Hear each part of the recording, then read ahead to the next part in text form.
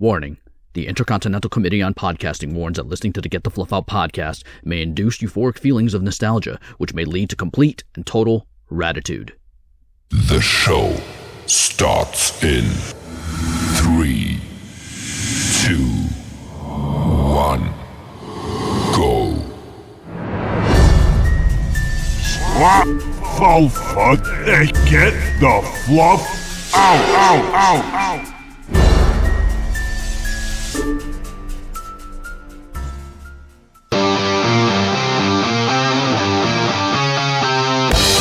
Welcome to Get the Fluff Out.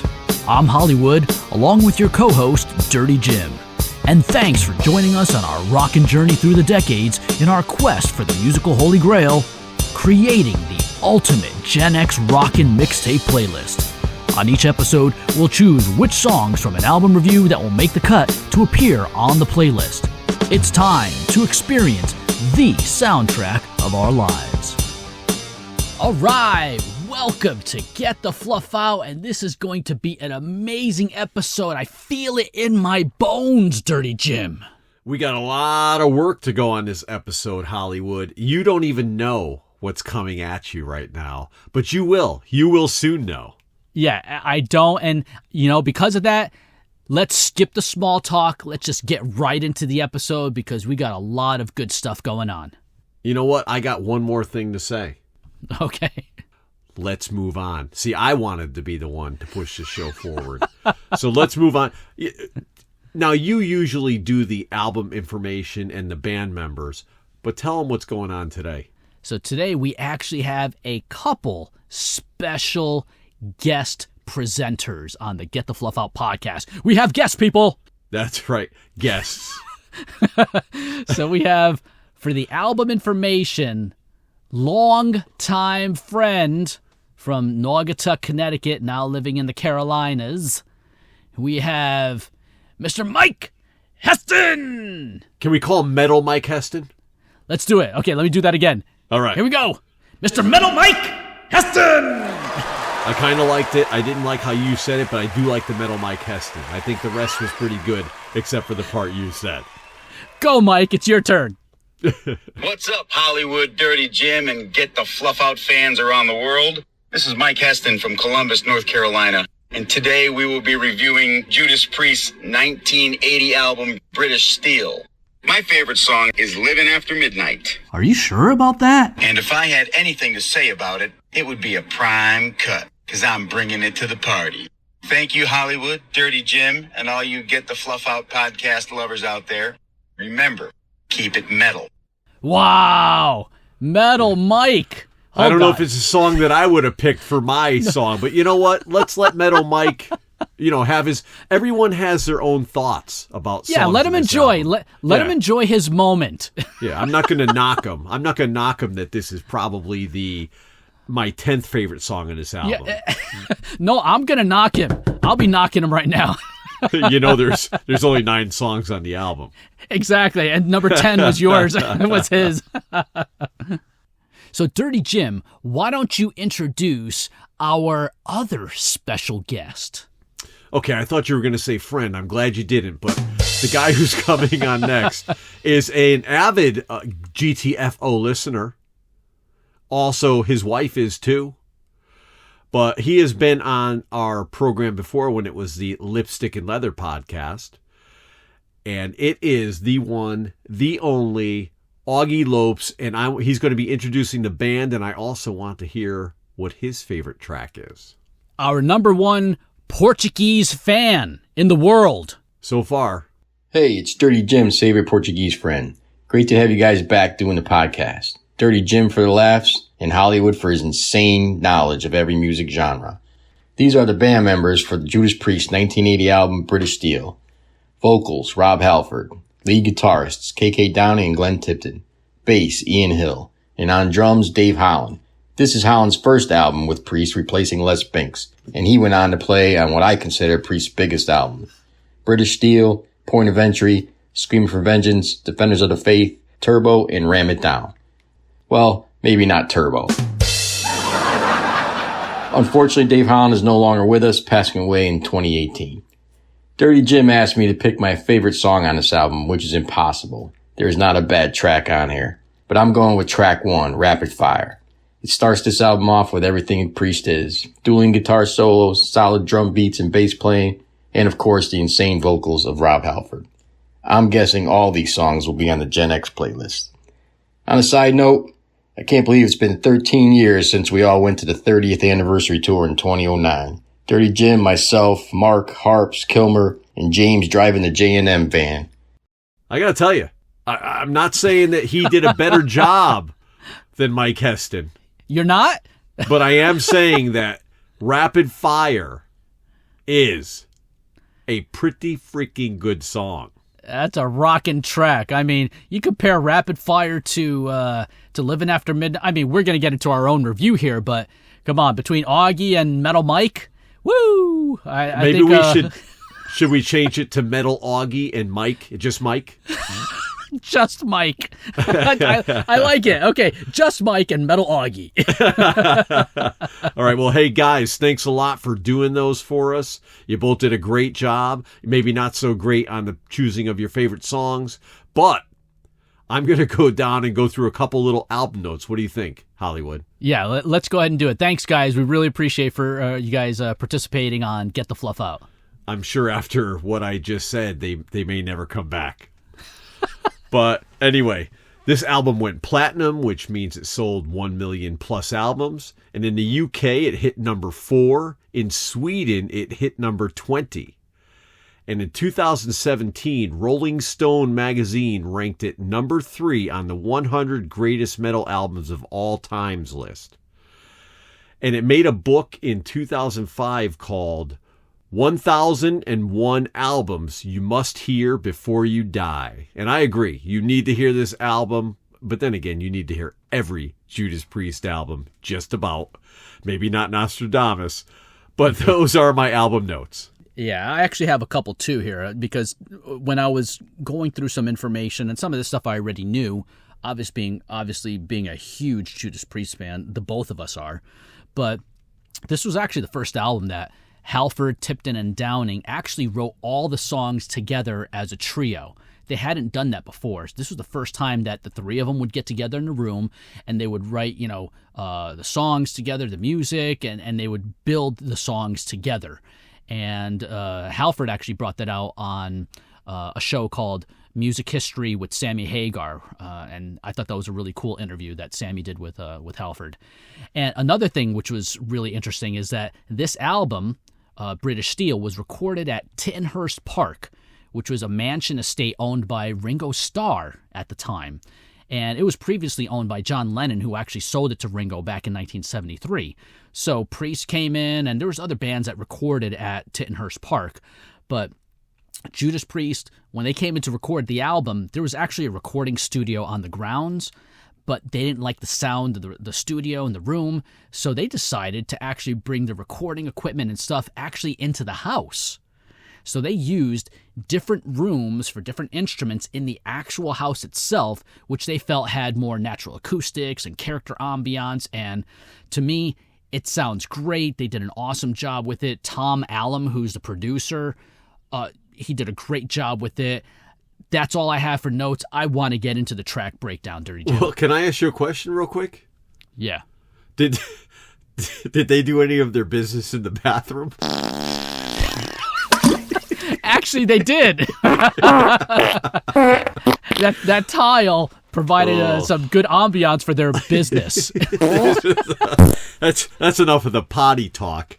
Let's get started on this, because I got a few surprises for you. And the first one is an old friend of ours, Gary Slappy Chabelle. No, come on. Introducing. Go ahead. What were you going to say? I was just going to say Slappy. All right. And he is going to now introduce track number 1. Yo, it's Slap-O-Matic giving a shout out to all my brothers. Do you remember track 1? Breaking the law. Keep on slapping it. Wow. Was that a surprise or was that a surprise? Just to hear his voice. And once his you voice hear is it, funny. Slappy. when you hear it, it's like, oh, that's him. Yeah. That's him. It's undeniable Slappy Chabelle. As you guys could see by him talking, that's why we call him Slappy, because he uses it in every form. Slapper, slappy, what's slapping? Keep slapping it. Just slap this, slap that. I always love the slap on, slap off, the slapper. Well, let me get into this because we got more to come, my friend. Got a lot of surprises for you on this one. All right, here we go. All right, so Breaking the Law is the first single from the album, and VH1 named it the 12th greatest rock song of all time back in 2009. Now, this song for me, it comes after you right from the opening drum beat. Halford joins in the chase at about 11 seconds, and this one leaves absolutely no doubt. It's 2 minutes and 33 seconds of amazing awesomeness. It is an easy prime cut for me. All right, so Breaking the Law.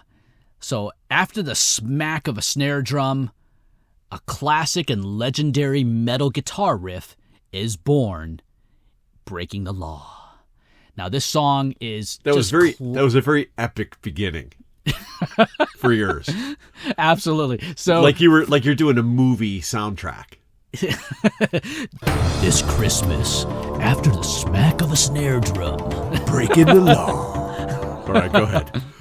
So for me, this is a great track. I mean, I love that guitar riff. It's classic. It's legendary. And even in this song, it does not have a guitar solo, which is so unusual for Judas Priest, who's known for that twin guitar attack. They do harmonies back and forth with KK and Glenn, but no guitar solo in the studio recording. But in concert, KK is the one who actually does play a guitar solo. In fact, on the Priest live album from 1987, that Fuel for Life tour, you hear KK playing a solo. And actually on the studio recording, there's a place where you hear the sound of a police siren right in the middle of the song. Right. That's not a sound effect. That's actually a guitar.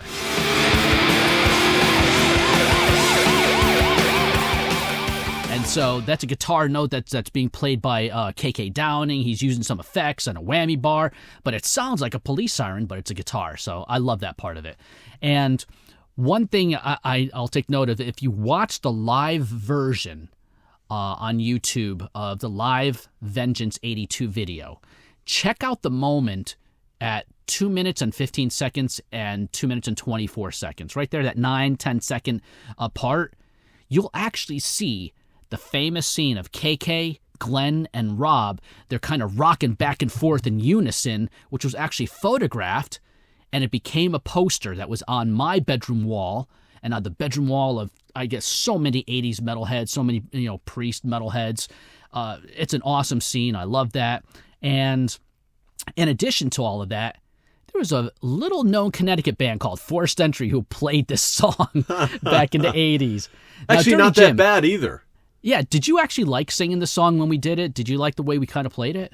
Well, it was easy for me. Yeah, I thought it was a good song. I mean, we sang so many other songs, but this was actually a pretty good one for you to sing, right? Yeah, I think you guys actually gave me an option. It was like, hey, let's do Breaking the Law. Yeah, that sounds good to me. You very rarely ever said, hey, what do you think? You just said, hey, start singing this. Yeah.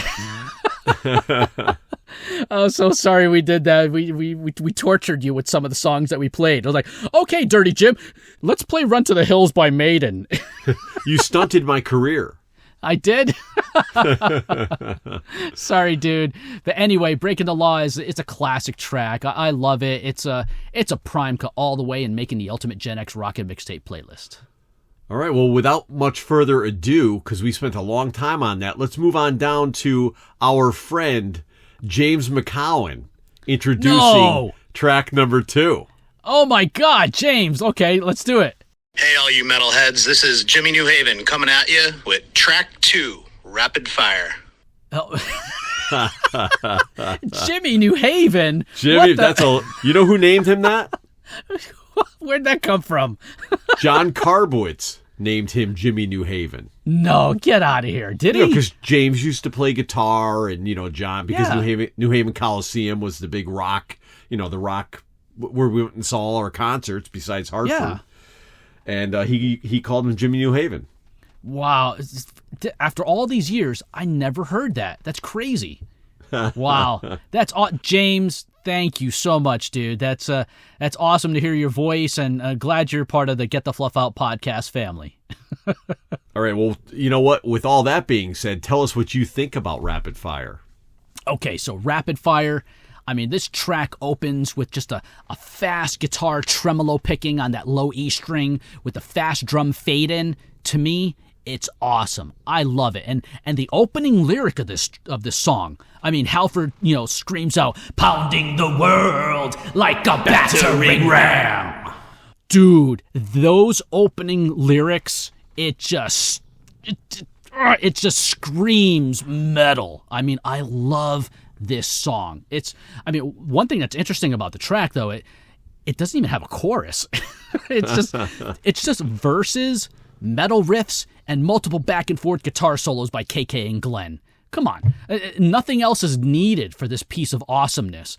I mean, I love Halford's gritty vocal delivery, and one thing I found out that was cool is there are 2 really cool live versions of Rapid Fire on YouTube done by Metallica, and both of them have Halford as a guest singer.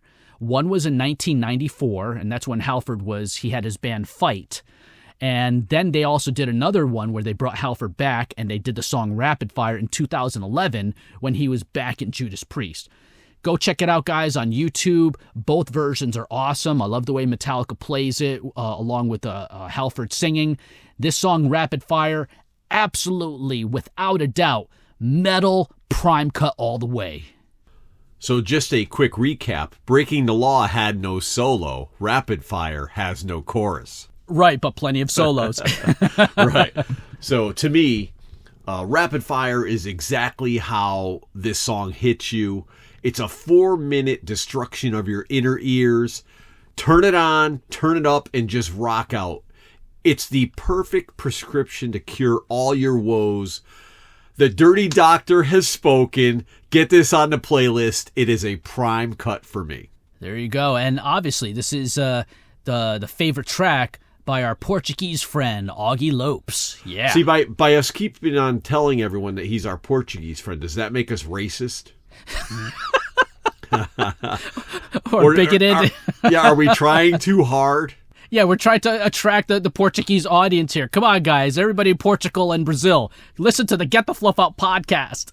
Well, and you know that Hollywood over there in Hollywood is actually my Puerto Rican friend. So I got a Portuguese friend. I got a Puerto Rican friend. I'm all over the world. My friends it's a big melting pot. No one could ever call you, Dirty Jim, a racist. Oh, no, I'm sure they can. But anyway, so I got more guests. I got more guests, Hollywood. Wow, dude, you're flipping me out here. Okay, go ahead. All right, track number 3 is going to be introduced by a new listener of our podcast, an avid listener, and she is also on our Facebook page, and it is Evelyn. Do you remember her? Oh, Evelyn, is it Behar? Yes. Oh, Evelyn, all right, welcome. All right, Evelyn, take it away. Hi, guys. I really love the podcast. I love listening when I go running, and my rule is that I don't stop running until the episode ends. So thank you for the great entertainment, and please don't make these too long so my runs don't become torturous. Also, I'm waiting very patiently but excitedly for a Def Leppard episode. I can't wait. All of that said, my patience is wearing thin, and I suggest that you not make me angry. You wouldn't like me when I'm angry. Anyway, love the podcast, and I'm very happy to introduce track number 3, Metal Gods. Well, I got to tell you, wow. I think we'd better get a Def Leppard episode on Toot Sweet. Absolutely. And Evelyn, thank you so much. I know that you had mentioned that on Facebook before. You made a comment about Def Leppard and wanting to hear a Def Leppard review. We're going to get that for you. And anybody else out there, do exactly what Evelyn did. She's engaged. She went on to social media and she put out her information, what she wants to hear. And we're definitely going to deliver. Thank you. Well, she's engaged. She's engaged to the podcast, but she's not engaged in real life. Yeah, this is true, right? Single men out there, Evelyn. Woohoo! But after that middle part where she kind of threatened us a little bit, I'm not so sure. I thought about that. I was like, I heard the voice. I'm like, huh? What's going on there? Yeah, she got a little serious in the middle there. But anyway, all right. Watch out. Anyway, thank you very much, Evelyn. So I'm on to track number 3, Metal Gods. And this one, it stalks you at a firm, steady, kind of a determined pace. And there is a secret message in this song. And if you don't pay attention, you just might miss it. You got to listen carefully at around the 1 minute and 26 second mark. And the truth will be revealed. Do you know the secret, Hollywood? No, I'm intrigued. I want to hear what the secret is. Well, I'm going to tell you because we are Hold on a friends. second. Hold on. Yes. Does it have anything to do with Rhonda Byrne? Who? Dude, you don't know Rhonda Byrne, The Secret? The movie, the books and everything? You I Law know of the book. Attraction? I didn't know who it was by, though. Yeah, Rhonda Byrne, Law of Attraction lady. Okay, Absolutely go. nothing. The only thing female about this song is the introduction by Evelyn.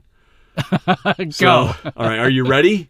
I'm ready for the secret. Go ahead. All right, the secret is that Judas Priest are the metal gods.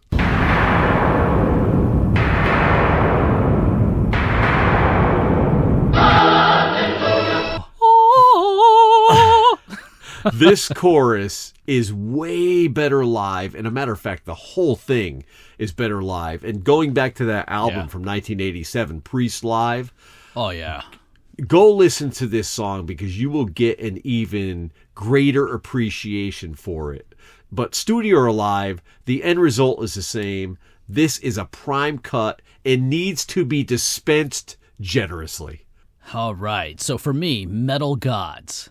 Now, the opening of the song, it actually starts at the end of Rapid Fire. And Tom Allom, who's the producer of the album, a brilliant producer, he actually created that kind of opening thunder sound effect, that by slamming a huge door in one of the empty rooms in Ringo Starr's house there at Tittenhurst Park, and he just added a whole bunch of compression, massive echo, and he shifted the pitch. And I mean, you got to remember, back in 79 and 1980, studios didn't have like digital libraries with a million sound effects like we have today, so they just had to make it up themselves. And this track has all these sound effects that they made up right there in the house. I mean, they used a billiard cue swinging through the air. They used a guitar chord as a whip. And then they famously used trays of Ringo Starr's own kitchen cutlery to create the sound of robots walking. So it's awesome. I love this track. I mean, there's a heavy but melodic guitar solo played by Glenn Tipton.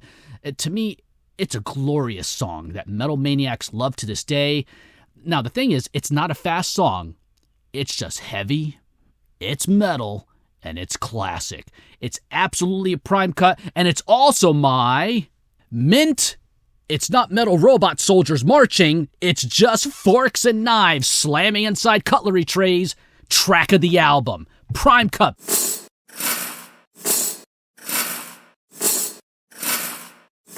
Mint. That was a learning bit too, what you just did there. There's some education back there, some studio education. You know who else did some fantastic sound effects a couple years ago? Who's that? The Houston Astros. When they would bang on the garbage cans to tell what pitch was coming in. It's a beautiful day at the ballpark here at Minute Maid Field in Houston. 2-2 count for Altuve.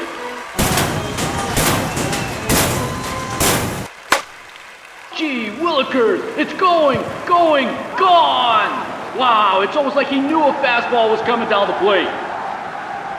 Oh my God. Dirty Jim's going to baseball, fantasy baseball. Anyway, thank you very much, Evelyn. Let's move on down to track number 4. You know what?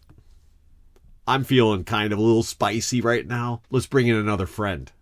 Oh my God, dude, this Yeah. is insane. Wow, this is like, this is your life. Come on. Let's bring in another friend. Let's bring in Steve Kilmer, the original, not the original killer. His brother was the original killer, but Steve Kilmer.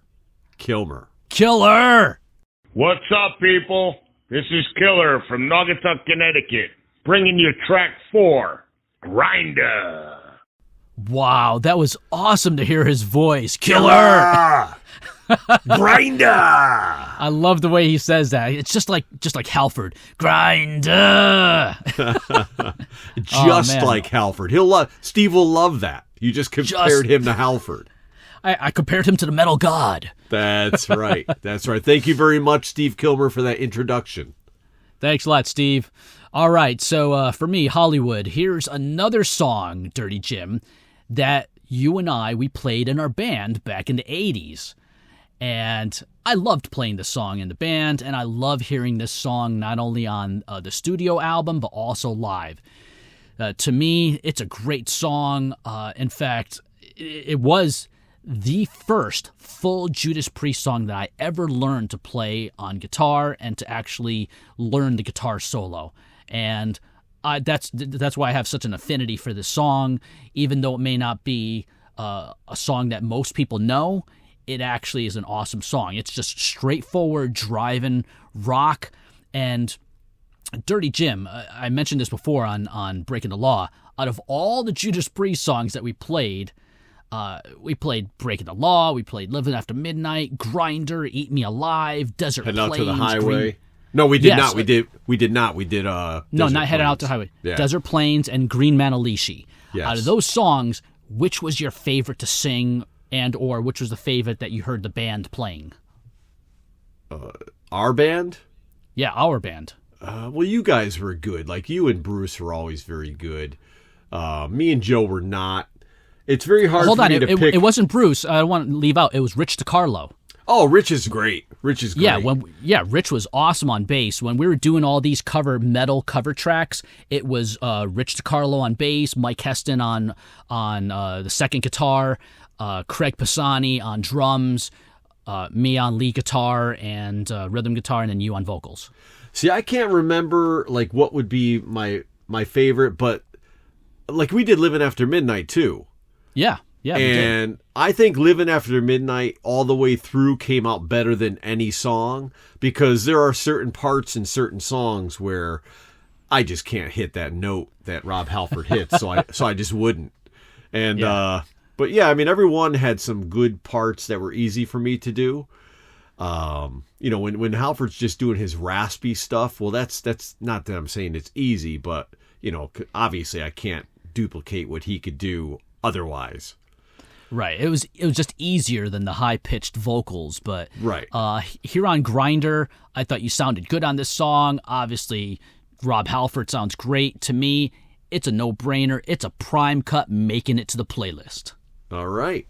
Well, Steve Kilmer, thank you very much for introducing this track. And like you said, this is just a straightforward, assertive, medium-tempo rock song. Halford sings it with a lot of grit and attitude, and the Grinder is looking for meat, and I am not going to be its next victim. I'm giving it what it wants. It's a grade A choice prime cut. I like that. All right, we got to keep moving because I got more guests. I love this. Yeah, let's bring in for track 5. Let's bring in the original Killer, brother to Steve Kilmer, Rich Kilmer. Oh, Richie. Hey, folks, it's Rich from Naugatuck, Connecticut. Congratulations, Judas Priest, on finally making it into the Rock and Roll Hall of Fame with the 5th track. Here's United. Rich Kilmer, thank you very much for that introduction. You know what I liked best about what he just said? What's that? I love it. What? I think you know, but I'm just going to say it. That he mentioned that Judas Priest is, even though they're kind of backdooring it in, they're finally going to the Rock and Roll Hall of Fame. Yeah, I love that. I think Priest, it's long overdue. Thank you, Rich, for doing that and participating in the Get the Fluff Out podcast. But, dude, man, yeah, they're not going in as, performance artists. Right. They're going in as, what's the category? I forgot. It's like a fan favorite or something like that. I forgot the actual title or designation. But they're still getting into the Rock and Roll Hall of Fame. Well, they deserve to be there. It's ridiculous that they're not. Yeah, and I mean, we could debate back and forth as to the whole the farce of the Rock and Roll Hall of Fame, and it bothers me. But anyway, it's still there. It's still a Hall of Fame, and I'm glad that metal is being represented. And Judas Priest absolutely must be there. And finally, they're getting a seat. All right. So United for me. It is actually the third single, but it was only released in the UK. This is a slower, heavy, persistent, unifying sing-along anthem. And when I hear this song now, it always reminds me of 9/11 from 2001, when the U.S. was so united, really. And now it's just so divided. But my love for this song is unwavering, and I'm going to assure its place on the playlist like we have done for the first 4 songs. This 5th one is also a prime cut for me. All right, so United for me. That main heavy guitar that starts a song that's played underneath the verses, that thing is so freaking groove oriented. I love that riff, that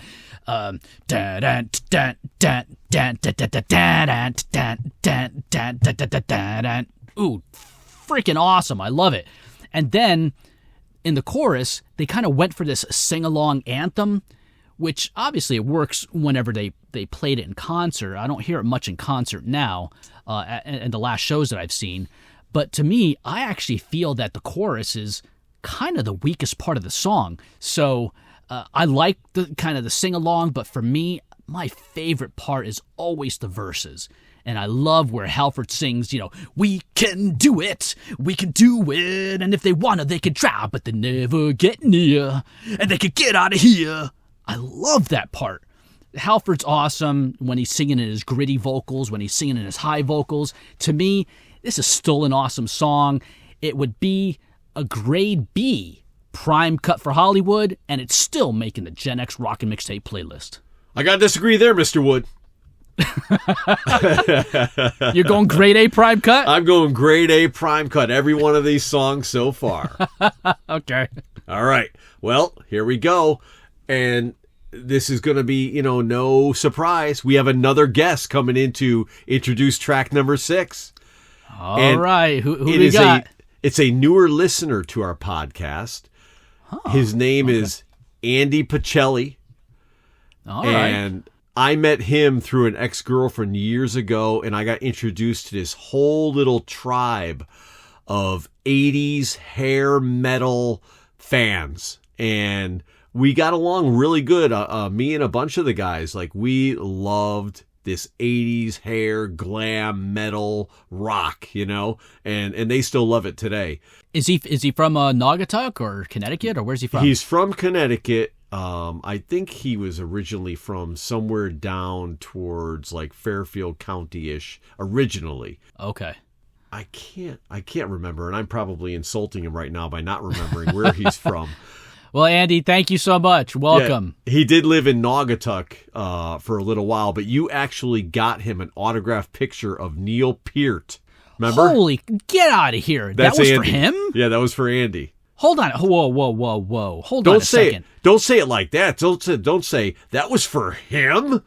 No, I'm sorry. I didn't know who I was getting the autograph for. I mean, let's give just a quick background for people to understand what happened here. Okay, so years ago, my ex-wife actually worked for the drummer for Rush, Neil Peart, and his wife Carrie. And so she worked there, and she was a personal assistant to Carrie and to the family. And so I would go over and I would have I would actually have dinner. I'd hang out in the backyard and, over at Neil's house. And it was really cool. He was a nice guy. He didn't really like talking a lot about music. He always liked talking about books and stuff like that. And I was actually afraid to ask him for an autograph because he was so personal and private. He totally didn't like the quote-unquote rock star moniker. But anyway, Dirty Jim, were you the one who gave me a poster, or you mailed me a poster? Yeah, I mailed you a poster. You mailed it back to me, and then I sent it to Andy. Okay, so I was able to actually do this for a couple of people all at the same time. I got a poster signed. I got one of his books signed with his autograph on it, and so obviously. Wait, did you say you got his book signed with his autograph? That's usually what happens with an autograph on a book, yes. Okay, because that's what you said. You said you had it signed with his autograph on it. And I'm like, oh, really? Wow, smart ass. So anyway, okay, that's awesome. I didn't know the backstory, and I didn't know that Andy Pacelli is the one who got it. So, dude, I'm so happy that you got that and treasure that thing. And, display it proudly. I mean, obviously the professor is gone now. And, one of the most amazing rock drummers in the history of rock, Neil Peart, rest in peace, dude. Let's let Andy move forward with track number 6. All right. What's up, boys? If you ever put together a reunion tour with Force Entry or DEF CON and you're looking for a drummer, look no further than right here. You can't see me because this isn't a video podcast, but I'm pointing both thumbs in my own general direction. While you guys mull that over, here's track number 6, Living After Midnight. Dude, we're getting the band back. Dirty Jim. All right, we got a new drummer. Well, I don't know if we have a new drummer. Shouldn't we actually send at least a text to or a Facebook message to our old drummer to see if he wants in? I don't know, man. Craig Pisani was our drummer in our band DEF CON, and then Joe Gabriel was our drummer in a band called Forced Entry back in the late 80s there. So anyway, I haven't heard from them in years. Yeah, I'm not going to contact Joe Gabriel. No. But anyway, Andy, that's awesome. Thanks for the offer, dude. Yeah, we will keep you in mind. We got a long list of drummers we got to try out. All right, why don't you take it? Take it away. Okay, so for me, Living After Midnight. Now, obviously, this is one of the top 3 recognizable Judas Priest songs for casual rock listeners. I mean, the other 2 being You Got Another Thing Coming and Breaking the Law. Those 3 songs are the ones that you hear on the radio all the time, over and over and over. It's like radio doesn't realize that Priest has, 100 amazing songs. They only play, for the most part, those 3 songs. Couple songs here and there, but anyway, it's way overplayed on the radio. They always play Living After Midnight in the encore every show. You know it's coming. But for me, whenever I hear it on the radio, as soon as it starts, bam, I change the station every time. I don't want to hear it on the radio. But there's a reason for that. It's not that I don't like the song. It's a good thing that I do that because it's kept me from getting burned out on that track. Now, just as a side note here, a funny thing about this song, Dirty Jim, I remember back in 1985, I had been playing guitar, electric guitar, for about less than a year. And you, Dirty Jim, you put together a jam session in your basement. And I met for the first time a dude by the name of Bart Colucci. Oh, Bart. Bart was a great guitar player. Yeah, and I think he was playing in a band with Rich DiCarlo at the time called Sacred Covenant, or maybe they played in Sacred Covenant afterwards. I'm not sure, but there was a connection there. So when I'm here setting up my guitar, and Bart asked me, hey, what songs, do you know how to play? And I'm thinking to myself, I only knew a couple songs at that time, and I told him, well, why don't we play Living After Midnight?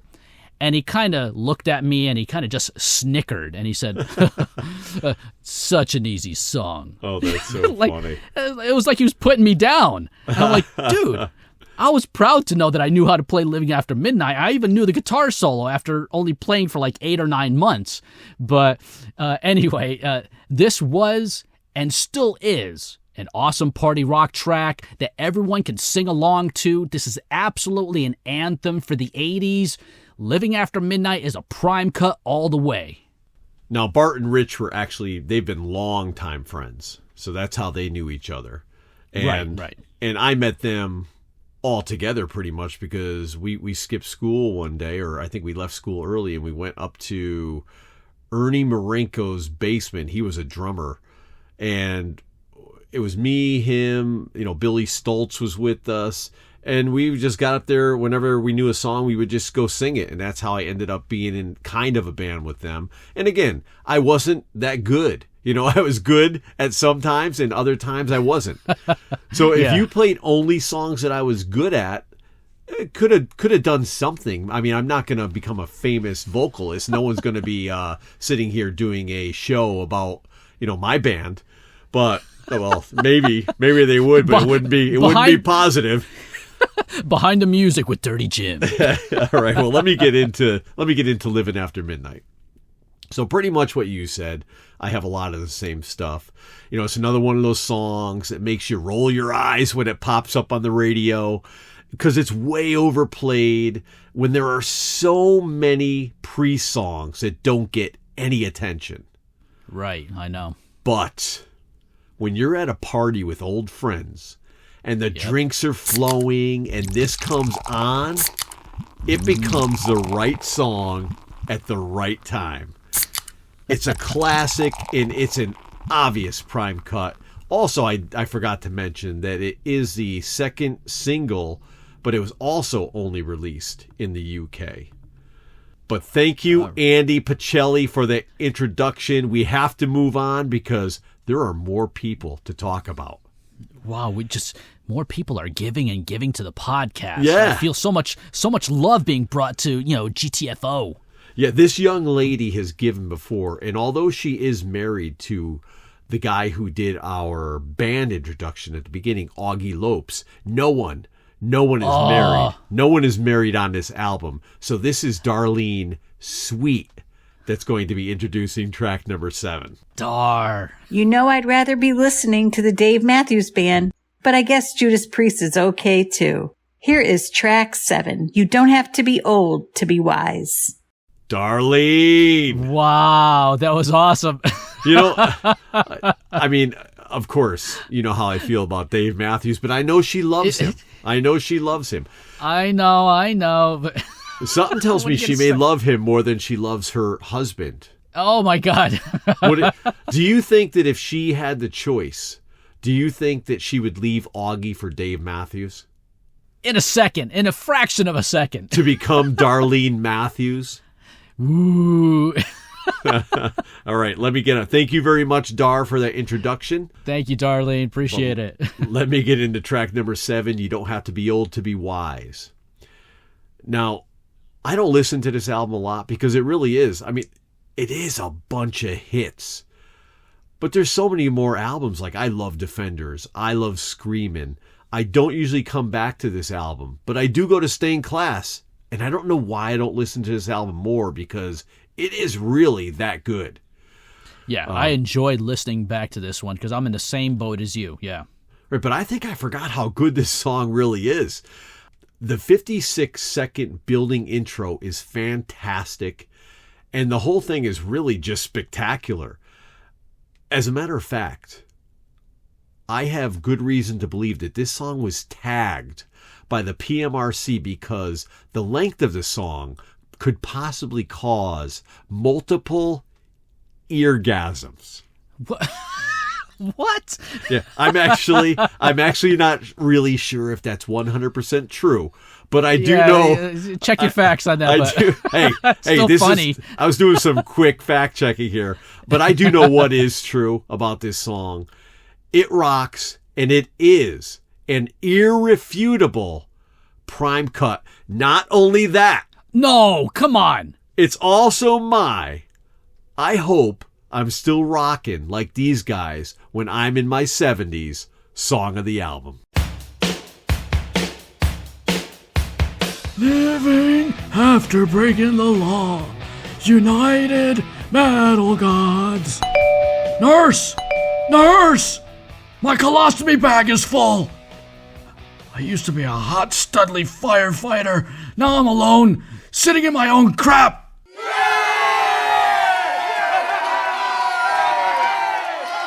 Dude, I did not expect that. Wow. If you listen to this song has a little bit of other songs in it. And it's just like, this is just true rockin'. It's not like metal. It's just rockin' Priest. It's so good. And I'd like to know what you think about it. Wow. So anyway, getting back to that information about the PMRC and whatever it was. Did you get don't that quote me on that. Don't quote me on that, Hollywood. I think you got that from the Bastion of Truth, that page called Wikipedia. I mean, it's everything on there is absolutely true, right? Yeah, I hope no one comes in and tries to, what's that group that they were trying to form to go analyze all the division of truth? What is that thing that they were trying to do in the government? I have no idea. Oh, I can't remember what it's called now. They were okay, you'll scream it out when I'm doing my review. Yes, I will. Yes, I will. Okay, here we go. You don't have to be old to be wise. Okay, so that main opening riff to me it's so bright, it's trebly, it just sounds metal. And I love the lyric in the song that reads, I grow sick and tired of the same old lies. Might look a little young, so what's wrong? You don't have to be old to be wise. I love that verse. And when you're a teenager and you hear these lyrics, I mean, you feel like you walk into a high school classroom there with your leather jacket, your chest is kind of puffed up, and you say to the teacher, you know, those really old teachers when you were a teenager, you know, the ones that were in their 30s and 40s, the old ones. And you tell them, hey, Judas Priest says you don't have to be old to be wise. And inevitably, they just say, sit down, shut up, and do the quiz, Einstein. So anyway, this track, I love this song. It's such an awesome song. It's different. And I like that Priest kind of keeps mixing it up here. There's nothing that's really sounding the same. It's an absolute prime cut for me, and it's making the Ultimate Gen X Rockin' Mixtape playlist. All right, so the committee I was thinking about was the Disinformation Committee, and they were going to let you know what was real information and what wasn't. And okay. Yeah, it's on a hiatus right now because they realize that it's kind of illegal to do. But so kind of illegal. Yeah, kind of illegal. So That's funny. Let's move on down to track number 8, but don't think that we're done introducing guests to the show. They just keep coming. That's awesome. This guest is a close, very close friend, brother of mine. And brother! Yeah, don't call him Tim because his name is Timmy. Timmy, brother. Yeah, give us track number 8, Timmy. This is Dirty Jim's brother, Filthy Stinkin' Timmy. And here's track 8, The Rage. Tim. Yeah. He's just like back on Lipstick and Leather when he helped us out on that other episode. Yeah, you know what I like about him is he has the same enthusiasm as me when it comes to doing podcast work. Yeah. Wow, you're such a bright ray of sunshine there, brother. Yeah. Well, tell us, so we don't insult or get Timmy upset. Why don't you tell us what's going on with The Rage? Okay, The Rage. So Ian Hill, he starts the track with a very interesting bass line. And then the guitar comes in with this kind of pseudo reggae staccato rhythm.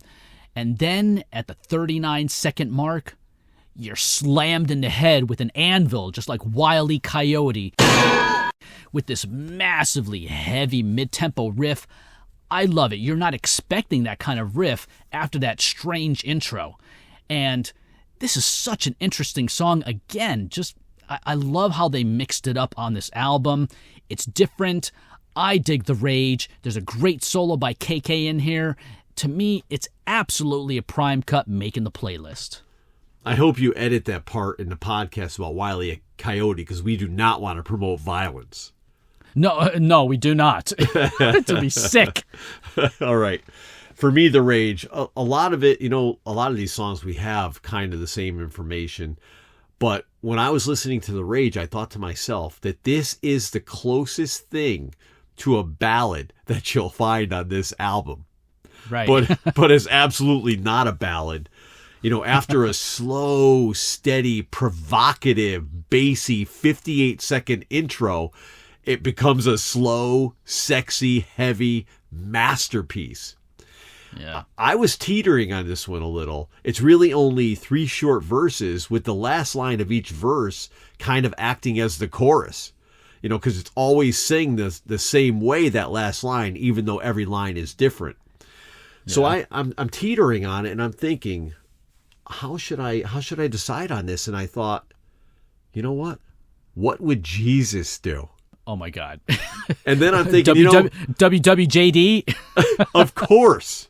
Jesus would want this played, and played often. So it's too good. It's just too good for a deep cut. So here it is, both mine and yours, straight, 8th straight prime cut. Dude, Jesus rocking to the Rage by Priest. Wait, you don't think I spoke to him? I just get a visual. Look, he's got the hair for it. Yeah, right. He's got longer hair than we do now. Oh my God, dude. All right. So, you know what? Thank you, Timmy, for introducing that track. We have one track Tim. left, which means we have one guest left. Okay, here we go. We're going to let an old friend of ours introduce track number 9, the last track of the album. His name, Michael Pahorlak. Really? It's Paranoid! Paranoid here from Naugatuck, Connecticut, one of the founding members of the Muggers.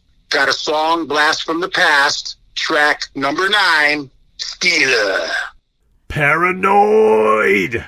Dude, Blast from the Past, Paranoid, I love it. That was good. He sounded good there. Sounded really good.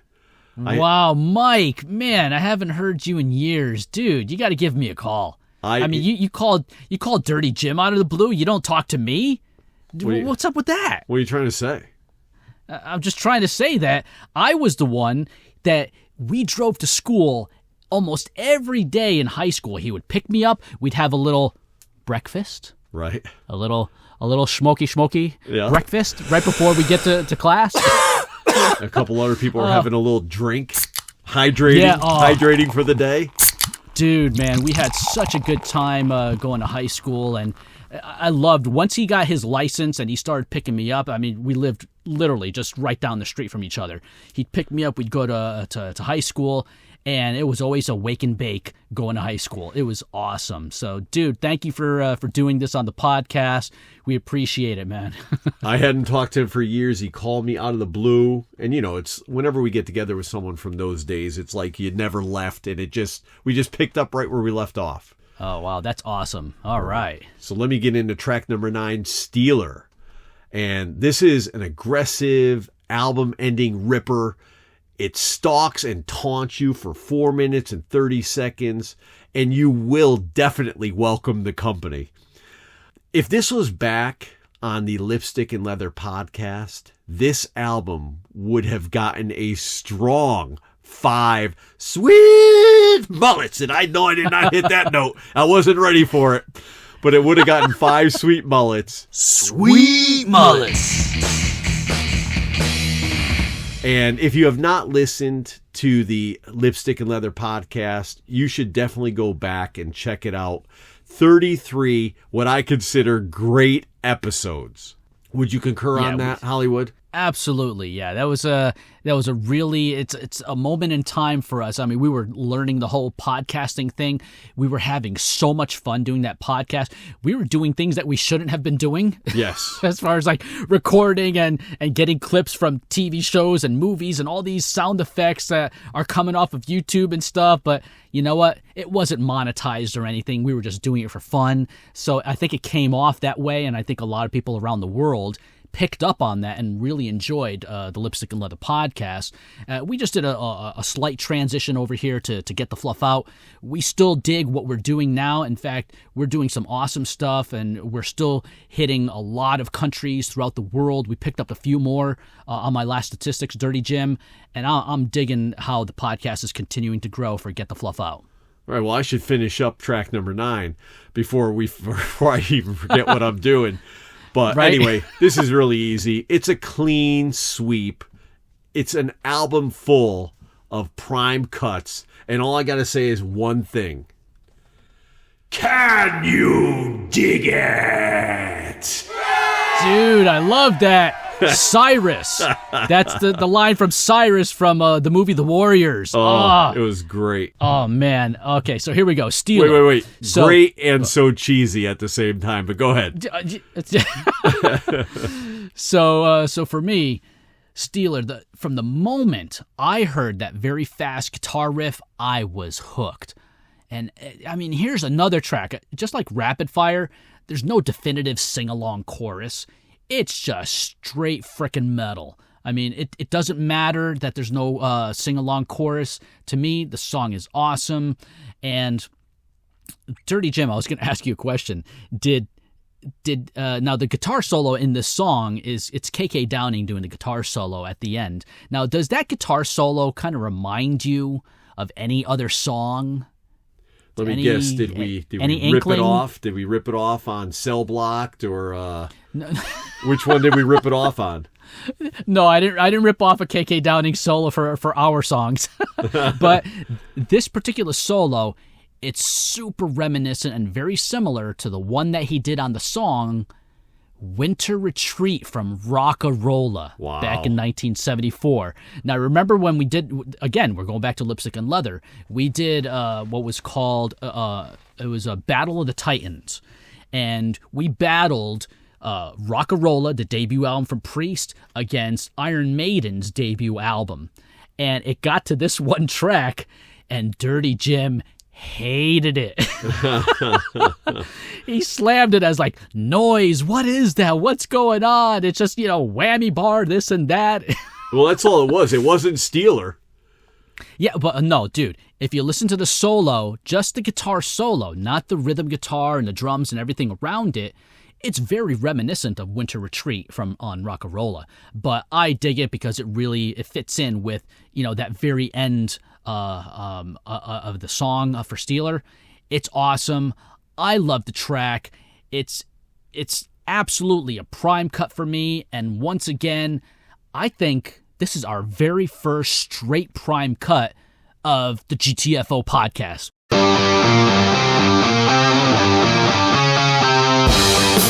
That's an ultimate GTFO prime cut titan.